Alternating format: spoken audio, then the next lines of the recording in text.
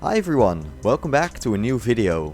In this video I'll be testing this HP Pavilion G6-1350sd. This laptop was released back in May of 2012 for $570 and my model has an Intel Core i5-2450M, 4GB of RAM, a 500GB hard drive and Radeon HD 7450M graphics which power the 15.6-inch 1366 by 768 LCD display. Let's find out what this laptop from 11 years ago can still do today.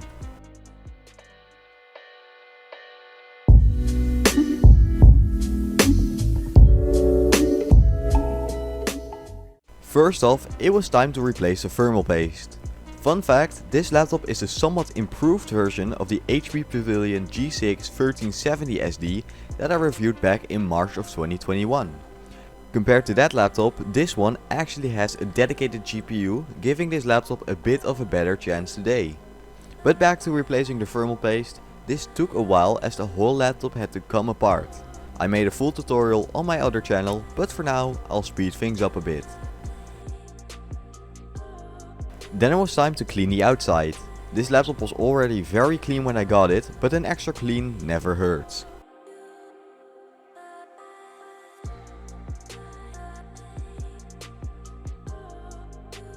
Then it was time to see if this laptop actually boots.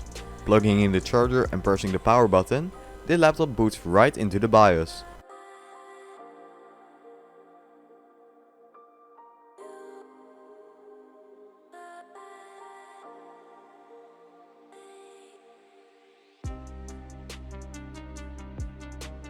Then it was time to install Windows. This went smoothly and no errors occurred.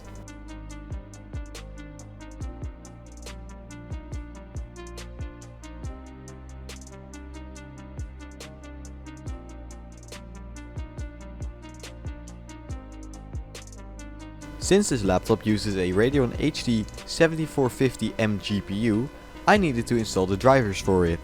Even though support for this GPU ended back in 2016, installing the most recent version of the drivers available still went smoothly and without any errors.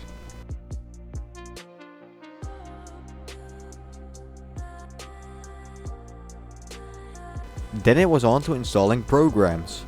Installing programs also went well. The laptop was very snappy in Windows and while web browsing, and all of the programs I wanted to install were compatible with this laptop.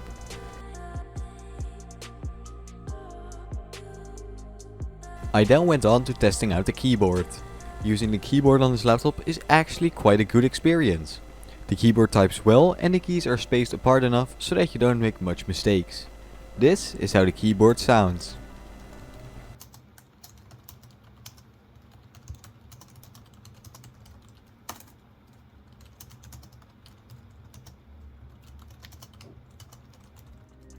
This laptop has no special buttons above the keyboard. The only button apart from the touchpad and keyboard is the on-off button. In terms of function keys, this laptop has got some pretty useful features added to the F1 through F12 keys. If you press on any of these keys, they activate the function key. If you want to actually press the F key, you have to hold down function together with the key. The F12 or network function key and caps lock key both have indicator lights built into them. The touchpad on this laptop is actually one of the better touchpads that I found on HP laptops. It looks sleek and it's pretty accurate. The buttons are also nice and clicky. I feel like the surface of the touchpad can get kind of irritating over time, but then again I'd rather have this bumpy surface than a smooth one. Then it was time to watch some YouTube on this laptop. Watching YouTube is absolutely perfect up to 1080p. The fans could definitely get audible during a prolonged session, but it wasn't too bad.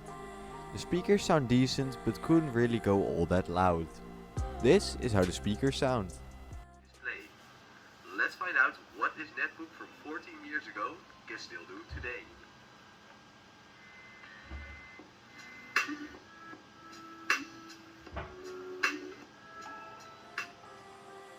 I also tested the webcam.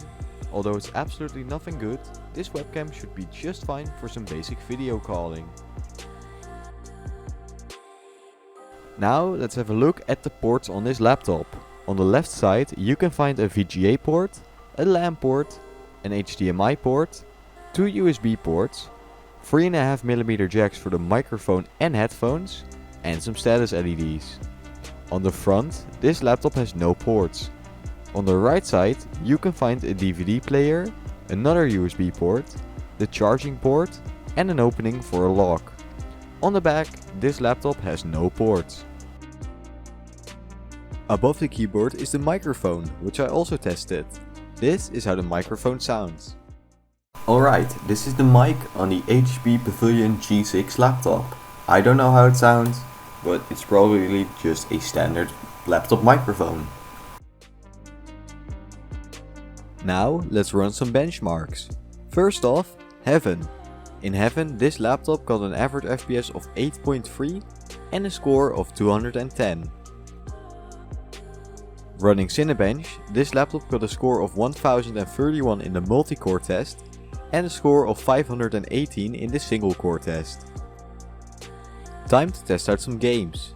Running Minecraft on the lowest settings with a render distance of 6 chunks, Minecraft was absolutely playable.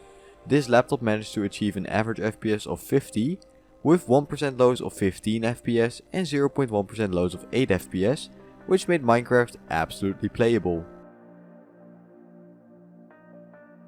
Moving on to Roblox, on the second to lowest graphical settings, Roblox was also perfectly playable. The laptop managed to get an average FPS of 60, with 1% lows of 32 FPS and 0.1% lows of 11 FPS, making Roblox another game you can absolutely play on this laptop. Trying to run Euro Truck Simulator 2, this game would not start, crashing on startup. House Flipper also crashed on startup, so I could also not test this game.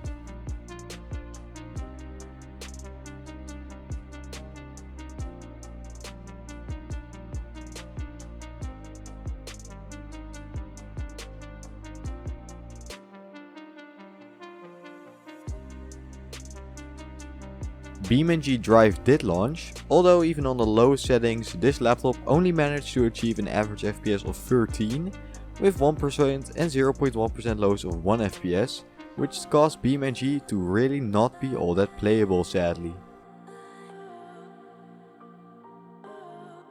Let's review the fan noise. This laptop can definitely be audible under load, but even at the max fan speed it's really not all that bad. This is how the fan sounds at max speed.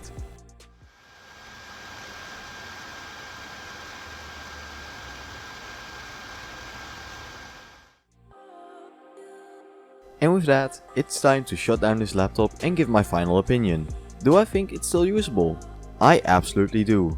Although it doesn't perform all that well in games, using this laptop for some regular web browsing and tasks like text editing, recording audio, just overall basic usage, this laptop was still pretty fast.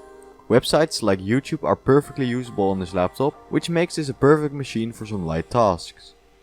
The battery in this laptop also holds about an hour worth of charge, so it's not completely useless if you want to use it outside the house. I did expect there to be a bit of a bigger gap between this laptop and the 1370 SD I reviewed back in 2021, but these machines are pretty much the same in terms of performance. So if you're looking for a cheap laptop to use in 2023, I would absolutely recommend this laptop. And with that, this video comes to an end. This is the first video in the new format that I'm testing, so I'm very interested to hear your thoughts. If you have any ideas on how I can make this series even better, let me know in the comments below. Anyways, thanks so much for watching, comment, like, subscribe, and I'll see you guys next time. Goodbye!